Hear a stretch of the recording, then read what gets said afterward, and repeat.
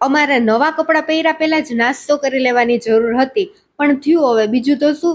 નવા કપડાં અમે એટલે પહેર્યા છે કે આજે અમારે જવાનું છે માંગરોળ, કેમ કે આજે નિધિબેનના લાડવા લઈને એના સાસરાવાળા બધા આવે છે. માંગરોળ પહોંચીને પેલા અમે રૂવાનસિંહને રમાડી, અને આ બધી વસ્તુ લાડવાની સાથે પ્રિહાનભાઈ માટે આવેલી છે, જેમાં પ્રિહાનને વચ્ચે સુવડાવી દીધો છે. થોડીક વાર તો ભાઈ માંડ એમાં સૂતો, પછી નીંદરમાં હતો એટલે રડવા માંડ્યો. બપોરે જમણવારનો પ્રોગ્રામ હોટલમાં રાખેલો હતો, એટલે મહેમાનને અમે બધા ઘરના હોટલમાં જમવા આવી ગયા. જમીને પછી પાછા ઘરે આવ્યા ત્યાં તો આ બે ભાઈ બહેન સુવાને બદલે રમવા માંડ્યા. પછી હું, શ્યામ ને કામાક્ષી અમે ત્રણેય કામનાથ મેળામાં જવા માટે નીકળી ગયા.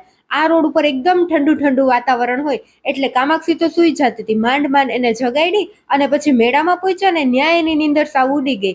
કામાક્ષીને જમ્પિંગમાં તો બહુ જ મજા આવી ગઈ. પછી આમાં બેસાડી એટલે રાજીના રેડ. પછી મંદિરમાં દર્શન કરી આવ્યા અને થોડીક વાર પાણીમાં પગ બોળીને આ એક પવન ચક્કી લઈને પાછા ઘરે.